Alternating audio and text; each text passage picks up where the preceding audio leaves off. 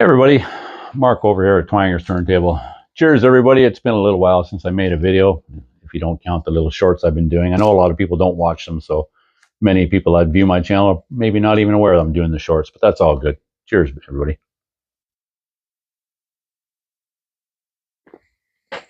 So I'm jumping on here today. Want to, if you saw my last video where I wrapped up the alphabet thread, I mentioned there that I was going to try and steer away from doing any of these thread response videos. I was a little bit burnt out from doing that one. Don't get a lot of time to do videos, but I did want to do this one. This one was for my buddy Mike over at MGK Boston. 5 from 1985, he started this thread. And there's a lot of threads that I'd love to jump onto. I just don't have the time, so I got to pick and choose, and this is one. 85 is right in my wheelhouse. I was a teenager, 17 years old, and listening to lots of hard rock and metal at the time. So I'm going to jump on that. But before I do that, I want to do something else. And let me back up a second. If you're new to my channel, thanks so much for taking the time to stop by. I hope you'll find something you'll dig, you'll enjoy it. Like I say, there's some older videos there you can check out that I was referring to with the alphabet thread. Lots of other stuff that I do, just sharing records, sharing my passion for music, my interest in things related to music, and others in the vinyl community. Our interactions with each other is what I alluded to. My buddy Steve over at All the World's a Stage just did a video shouting out some new channels and talking about that awkwardness or the uncertainty when you're first starting. Hell, I still experience that. I mean, I think I've only done a couple of hundred videos, and I haven't even been quite 3 years here. So it certainly comes much easier to some. Some people are natural at it. Some like myself, it's not a natural thing. I do have to work at it, and I tend to get a little picky over my videos. If I don't like how it's turned out, I'll often reshoot it if I have the time. There's the other factor. But anyway, without further ado, MGK Boston was doing this thread. Actually, before I get to that, I just also want to do something quickly. June is a very busy. It's a very busy month in my family. There are lots of birthdays in June. Speaking of which, Steve just had his birthday there and did a great video showing the gifts he received. That's what I want to do. I received a few gifts for my birthday, so I just want to share them. They're all related to my Twanger's Turntable, my little space here. So that's awesome when I receive stuff like that. But it also includes birthdays of my oldest brother, my oldest sister, my youngest sister, her boyfriend, which I didn't know previously, my father-in-law, and my niece, my oldest brother's daughter. So yeah, there's a lot of birthdays in June, including mine. So yeah, like I say, I received some gifts that were totally unexpected. So I'm just going to give a short little show and tell of those things, if you will. Bear with me. Just these little pads, these little felt pads for my my spin clean, my little manual record cleaning device that I have here. So they have these little felt pads on them, and I've had this for quite a while. And I do try to maintain those felt pads religiously. I do take them out, I let them dry, I clean them up, because the felts, they do deteriorate over time. And I clean a lot of records in this thing. All my records have been cleaned in that spin clean. So yeah, that was pretty awesome. I was thinking it was time to get a new set of pads, but I've been putting it off. So thank you to my in-laws for that. That's very much appreciated, although I don't know if they ever watch my videos, but if they do, that's great. Actually, that's not true. I know Mom 2, I call my mother-in-law Mom 2. I know she's watched a few of them, so thank you very much. Another thing that I'd had in my wish list, if you will, Amazon, there's a cart that I put a wish list of things that I, at some juncture, would hope to purchase, and this was one of the items that I had in there, and then it disappeared. It said it was no longer available from that seller, and then lo and behold, I get it for my birthday. Now, I had one of these before, but not quite like this. And it's this lava lamp. The little pentagrams on there always made me think of Motley Crue, right? The pentagram on there and whatnot. And I had lava lamps before. In fact, I had one recently, as about 10 years ago. And when we moved from out west down east here, it got got packed up, and I don't know, I think I gave it away, or maybe I even gave it to my son, AJ. I don't remember. No, it would have been long before that. If yeah. So I'm not sure what happened to it, but anyway, that was really cool to see because it was something I wanted. You know, it's great to get gifts, but when somebody gives you something and they know it's something you want, that's pretty cool. It's the thought that counts, of course. So whatever, I'm always very grateful, in receiving anything. Even a birthday wish is all that's even necessary. I don't do big birthday celebrations by any means. It's not my bag. But anyway, I do appreciate it. And last but certainly not least, I've seen this in the vinyl community. Frank over at 33 RPM has reviewed this product. Another channel that is escaping me right now, but one that doesn't escape me, my good friend Steve over at All the Rules of Stage has one of these. And I've corresponded with him about this, asking him questions. And that was good enough for me. He says, yes, it does work. It's a great product. Because I had been a little bit skeptical. As I read about it, though, it makes perfect sense.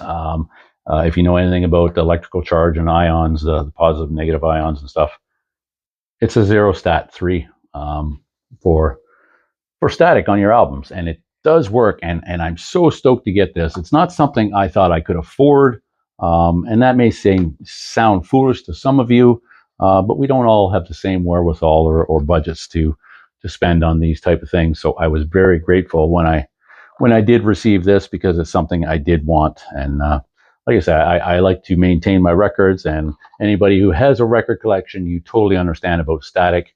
It's not so bad right now. In fact, the opposite is true down here right now, is there's a lot of humidity. So I normally have my dehumidifier running, but it's too noisy. So, but in the wintertime, there's certainly a lot of static. And in fact, out west, when I was out in Alberta, it can get quite dry out there. So if you're out west in those parts of the world where it's very dry, I definitely recommend that. It works great.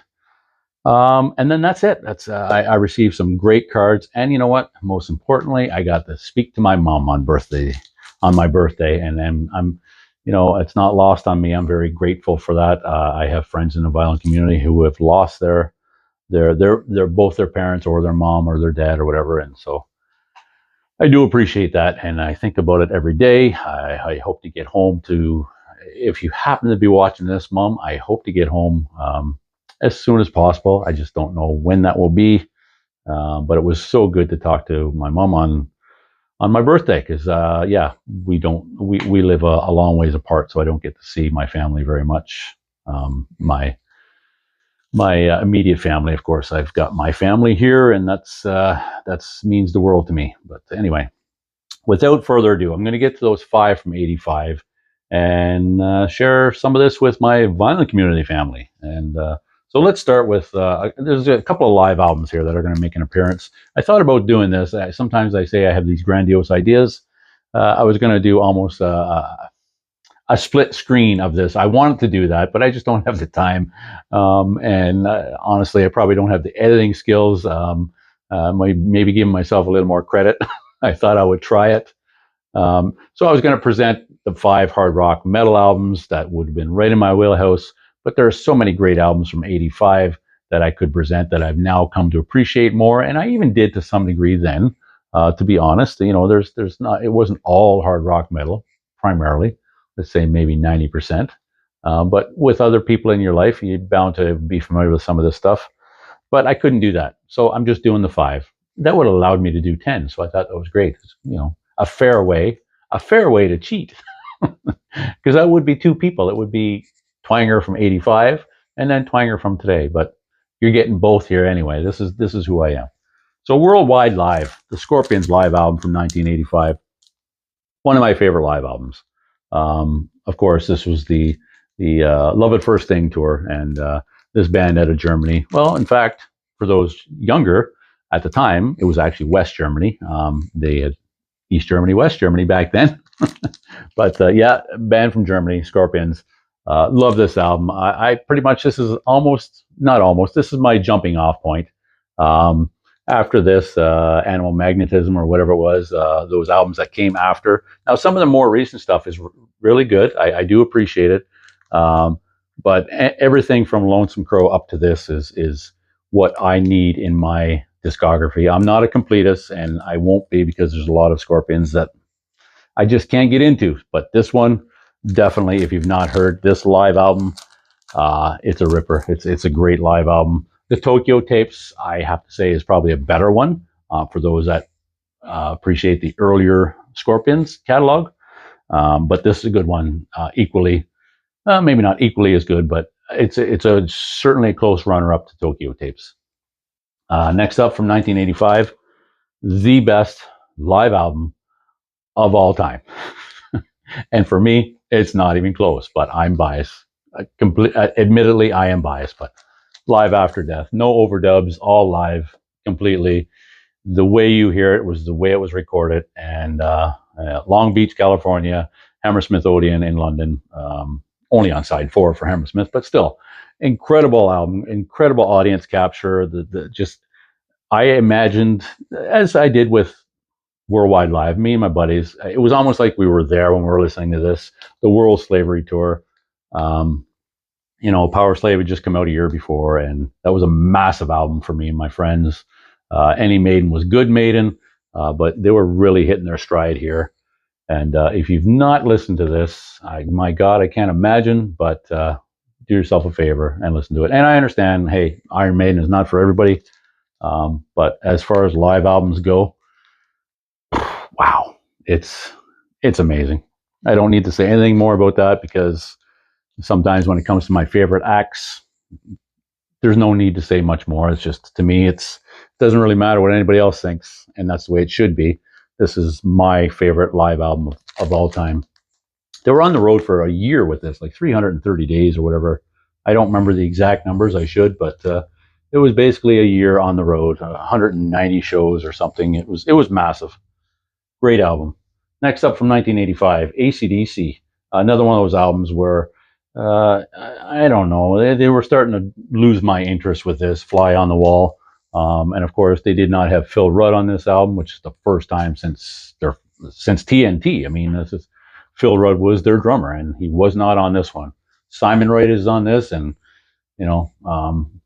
all due respect, it's just not the same feel. And as a drummer, somebody that wore drums, or that's what speaks to me. It's a different feel. It's a good album. I do like it. The other little tidbit on this that bugged me was the album art. It looks like it says Flow on the wall. I understand there's an eyeball there, so it should be Fly on the Wall. You get it. But as a very novice artist, if I do say so, I thought this little fly up here with his wings would have made a better Y, and the peephole down there or something. But that's just one man's opinion. It's a good album, though, from 1985. Certainly, a lot of the stuff they did afterwards doesn't appeal to me as much. This is still pretty good. What else? Maybe other little tidbit, I guess, because Phil Rudd is not on here. It's the first album that all members were from the UK, because of course Phil is a man from down under. Next up, another favorite of mine. Yeah, favorite artist, not necessarily favorite album, but Sacred Heart. The last one with Vivian Campbell, but Ronnie James Dio. I mean, when I rewind back to 1985 and I was into this, metal, hard rock, that was my bag. It was an obvious departure. I could hear it anyway from Holy Diver and Last in Line, and we didn't have the internet back then. I didn't know what was going on, but years later, come to find out, yeah, him and Vivian Campbell weren't actually getting along very well during this. Dio himself was going through some personal problems. So the album, musically, I think, suffered from that. Production-wise, everything, I guess it's still a good album, and I certainly love this album. Don't get me wrong. I like any Dio. And although I'm not a completist, Dio is one artist where I strive to get as much as I can, and probably at some juncture I will have all of his stuff. But I mean, yeah, when you think about what he did with Black Sabbath and Rainbow and Elf and his solo stuff, hard to beat it. And this is a great one from 85.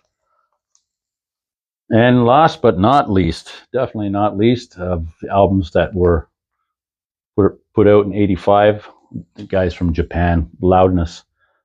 This is their first album they released, English, where they're singing in English.